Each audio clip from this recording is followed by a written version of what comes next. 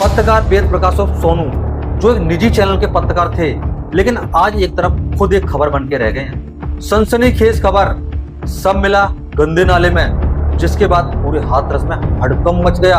अब सवाल उठता है कि एक पत्रकार को सच दिखाने की कीमत जान देकर चुकानी पड़ी। क्या वो खतरे को पहले ही भांप चुका था, लेकिन सिस्टम उसे बचा नहीं पाया? यूपी के हाथरस में एक पत्रकार की हत्या ने कई बड़े सवाल खड़े कर दिए हैं, क्योंकि मरने से पहले उसने खुद अपनी जान को खतरा बताया था। 7 अप्रैल की सुबह सुनसान इलाका और एक गंदा नाला, यहीं से बरामद हुआ एक शव जो जल्द ही सनसनीखेज कहानी में बदल गया।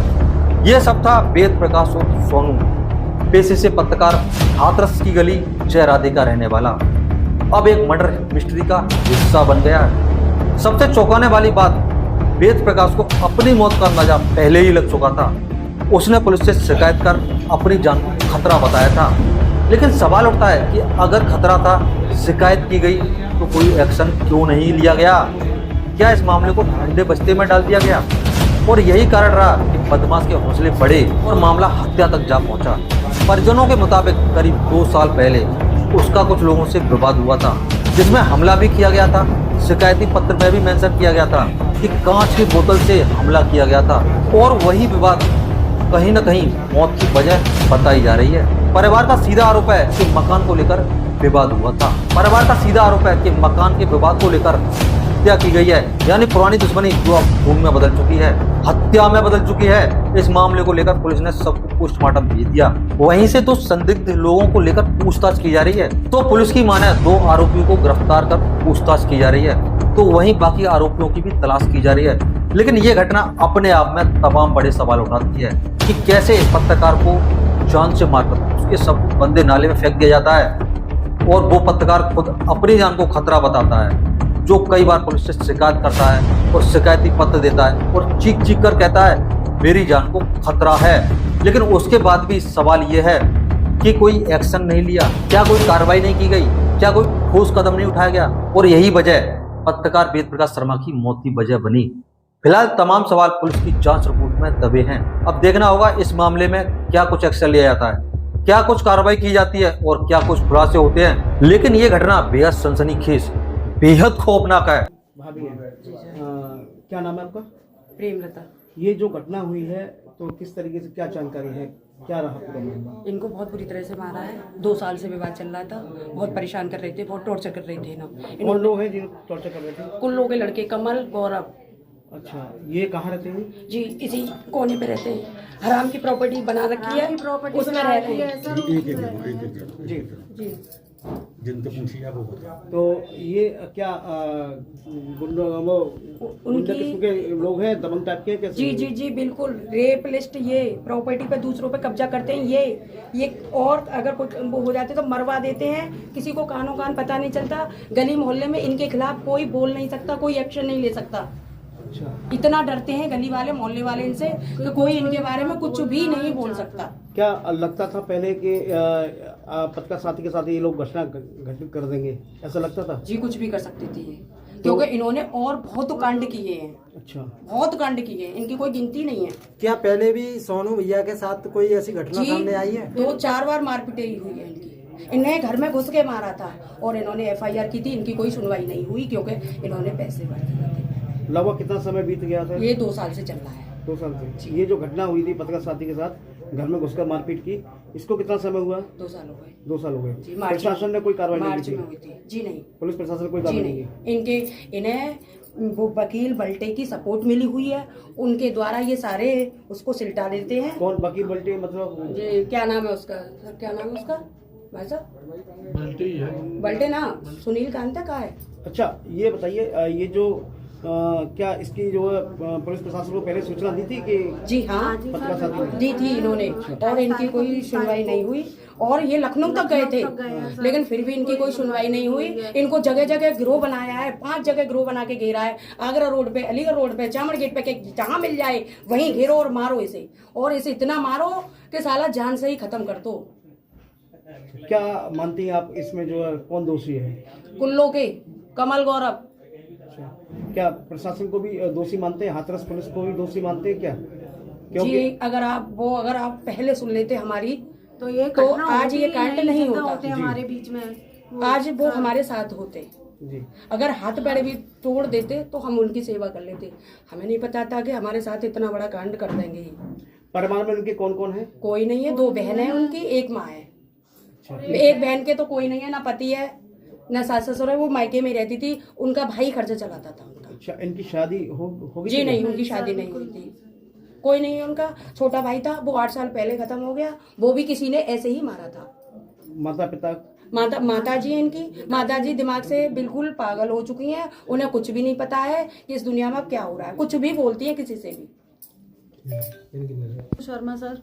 नीतू जी, ये जो पत्रकार साथी जो जिनकी हत्या हुई है, निर्मम हत्या, वो कौन लगते हैं आपके? भाई लगते हैं सर। आपसे बड़े हैं छोटे हैं? बड़े हैं मेरे से। अच्छा, तो क्या लगता है आपको जो इनकी निर्मम हत्या की गई है, तो कौन दोषी है इसमें?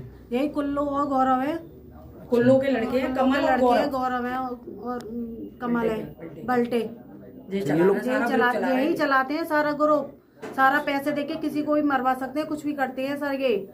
हमारे भाई को भी ऐसे ही इन्होंने कराया, जगह जगह घेरते थे, जगह जगह मारने की कोशिश करते थे। सर घर में घुस के दबस मारी थी, 2 साल पहले घर में घुस के मारा था इन लोगों ने।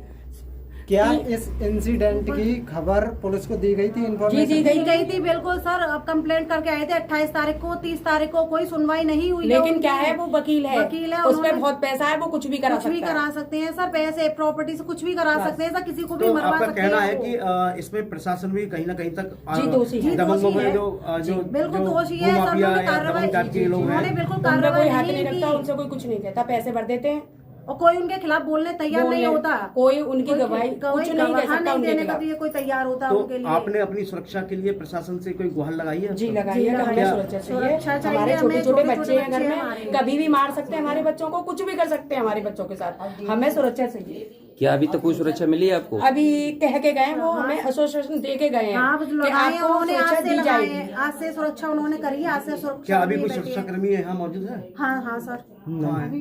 बाहर बाहर बैठे बैठे थे सर। हैं। उधर?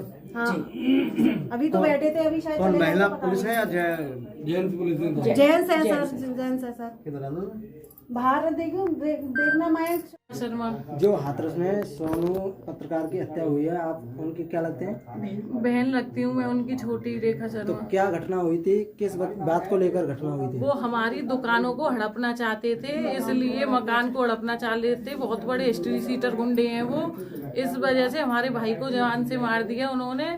और हमारे भाई ने लखनऊ तक जाके एप्लीकेशन दी थी, प्रशासन ने हमारी कोई सुनवाई नहीं की। इस चक्कर में हमारे भाई की निर्मम हत्या की गई है इतनी बुरी तरह कि हम आपको बता नहीं सकते हैं। अब मैं उनकी छोटी बहन थी, मेरा पालन पोषण भरण मेरा आदमी खत्म हो गया है।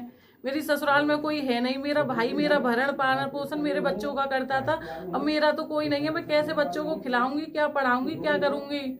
क्या आप हाथरस प्रशासन को भी इसमें दोषी मानते हैं? बिल्कुल दोषी मानते हैं। उनकी सुनवाई क्यों नहीं हुई? 2 साल पहले भी नहीं हुई और अभी 1 हफ्ते से कर रहे हैं वो कार्रवाई पे कार्रवाई। थाने पे जा रहा है, जो मर के चला गया वो भी सुनी ही नहीं गई। लखनऊ तक गए थे दरोगा, और उन्हें दरोगा से ऊपर जो होते हैं उनने सुनी ही नहीं उनकी। अच्छा, ये कांड हुआ था, इससे पहले सोनू भाई ने कुछ सूचना दी थी प्रशासन हाँ, को? 28 तारीख को दी, लखनऊ से करवा के लाया, 28 को दी है, फिर 30 को भी गए हैं। और फिर वो जो दरोगा है जो पैसे खा गया, उसने ही तो फंसवाया है, बुला लिया राजीनामा करवाने को। और वो जिसने मारा है उन दोनों से पैसे खा के दरोगा ने कि राजीनामा करवाए, इन्हें बुलवा लिया। ये तो छुप गए थे मारने के पीछे। दरोगा ने धोखा किया है कि तुम आ जाओ, तुम्हारा राजीनामा करवाता हूँ। उन दोनों ने उन्हें पकड़ लिया कि वो कर फैसला। तो बोले फैसला क्यों करूँ, मेरी संपत्ति है, मैं अपनी क्यों दे दूं? उस पे वो करना चाहते थे वो कब्जा। क्या दरोगा जी का नाम पता है आपको? जी सस्पेंड कर दिए, सस्पेंड हो गए वो तो। अच्छा, और क्या क्या मांगे हैं आपकी? मेरी सरकार से ये मांगे, मेरी ये है उनका एनकाउंटर हो और प्रॉपर्टी वगैरह सब उनकी अवैध बहुत संपत्तियां हैं, उन पे बुलडोजर चलवाया जाए। और उनका जो मकान है वो क्योंकि जो कुख्यात अपराधी, मेरी 17-18 साल की लड़की है, पढ़ने जाएगी बाहर जवान में, कैसे उसे भी उठवा के उसके संग कुछ भी कुकर्म कर सकते हैं? इसका जिम्मेदार कौन होगा? जोगी जी बताएं मुझे, मैं कैसे अपनी लड़की को पढ़ने भेजूं? क्या घर में बैठा लूं, अनपढ़ बना दूं उसे? सूत्रों के हवाले से पता चला कि यहाँ एसपी साहब आए थे, तो उन्होंने क्या आश्वासन दिया? उन्होंने ये आश्वासन दिया है, आप चिंता मत करो, हम तुम्हारे साथ हैं और हमने वो कही कि उन्हें सजा मौत मिले, तो उन्होंने ये कहा था कि हम जज नहीं है जो उन्हें सजा दे रहे हैं, तो हमने देखा आप एनकाउंटर तो कर सकते हो उनका, हमें वो सिलेंडर हो जाए तो हमें फांसी की सजा चाहिए या फिर उनका एनकाउंटर चाहिए, इसके अलावा हमें जोगी से कुछ नहीं चाहिए। और जोगी से एक दरखास्त मेरी जो है, मैं हूँ अपने बेवा, मेरा ना आदमी है ना ससुर है ना सास है, मेरे बच्चे छोटे हैं, मेरा कुछ भरण पोषण बांध है योगी जी। और कुछ नहीं। आप रहती हैं? मैं यहीं बगल में घर है मेरा। जी, ये जो पत्रकार साथी हैं सोनू शर्मा जी, वो कौन है आपके? मेरे ताऊ जी की बेटी है। क्या घटना रही, किस तरीके से पूरी घटना बताइए। भैया इनका आपस में विवाद चल रहा था कुछ लोगों से, मोहल्ले की से, जी तो कई सालों से विवाद चल रहा था वो जमीन जायदाद को लेकर। जी उसी क्रम में इन दोनों में आपस में कोई बहसबाजी या ऐसे ही चल रहा था, उसी में रंजिश बन गई इनमें आपस में इनकी। जिनसे विवाद हुआ वो लोग कहाँ के हैं? यहीं के हैं, सब आस पड़ोस के ही हैं। क्या परिवार के हैं? नहीं परिवार के नहीं। अच्छा, क्या दबंग किसके हैं, किस तरीके से क्या करते हैं? अब सब वो भी व्यापार करते हैं, वो भी प्रॉपर्टी डीलिंग का काम करते हैं, ये भी करते थे, पत्रकार के साथ में प्रॉपर्टी डीलिंग का काम करते थे ये भी। तो आपस में इनका ही विवाद चल रहा था, घर मकान दुकान वकान को लेके। उसी क्रम में ये सब कुछ घटनाक्रम हुआ है। ये विवाद लगभग कितने टाइम से चल रहा था? अब भैया देखो, मैं तो नौकरी वाला आदमी हूँ, मेरे को इतना जानकारी। आप यहाँ नहीं रहते? नहीं रहता, यही हूँ, मैं सुबह जाता हूँ शाम को आता हूँ। भैया से भी मेरी बहुत कम मुलाकातें हो पाती थी, तो मिलते थे तभी बता पाते थे आज मैं ये प्रॉपर्टी का वो कर रहा हूँ। तो ये तो नहीं पता कब से चल रहा था, इनका काफ़ी टाइम से विवाद चल रहा है दोनों का, जो पार्टी दूसरी है और इनका। साफ नहीं कहा जा सकता कितना पुराना विवाद है, क्या है, कितनी रंजिश पुरानी चल रही थी। अच्छा, ये बताइए, ये जो घटना हुई, क्या जो सोनू पत्रकार हैं उन्होंने प्रशासन को अवगत कराया कि हमारे साथ ये अब मेरी जान को खतरा है? इनकी बहन वगैरह सब बता रही हैं, जो हमारी बहन है, ताऊ जी की बेटियाँ। आदिनाथ से क्या हमें एनकाउंटर चाहिए, उनको फांसी की सजा चाहिए सर। अगर वो खुल के आ गए तो हमें जीने नहीं देंगे सर, हमारे बच्चों को जीने नहीं देंगे, मार डालेंगे। उनकी जितनी भी प्रॉपर्टी है सारी प्रॉपर्टी पे बुलडोजर चलवाई जाए और इनको आजीवन कारावास कराया जाए। हमें तो इंसान छोड़ के आपसे विनती है कि हमारी प्रार्थना सुनिए। आपका कहना है कि योगी आदित्यनाथ जो मुख्यमंत्री हैं, उनसे आपका कहना है कि इनकी जो अवैध अर्जित जो संपत्ति की है एक उन पर बुलडोजर चलाया जाए, सील करवाइए और इनको आजीवन कारावास कराइए, क्योंकि ये छूटने के बाद अगर ये छूट गए तो हमें किसी को जिंदा नहीं छोड़ेंगे, न किसी हमारे बच्चे को नहीं छोड़ेंगे, जान से मार देंगे। जो मृतक पत्रकार है उनके परिजन के अपने पीछे जो परिवार छोड़ गए हैं, उनके लिए कोई भरण पोषण के लिए कोई मांग सरकार से? जी सर, जितना हो जाए वो सरकार के ऊपर है, सरकार के ऊपर है। और वैसे हमें तो बस इंसाफ चाहिए, हमें इंसाफ चाहिए, हमें पैसे नहीं चाहिए, हमें तो सर हमारे बच्चे सही सलामत रहे, इनको आजीवन कारावास मिले, इनकी जितनी भी जमीन है हराम की उनको सील की जाए, जब्त की जाए बस।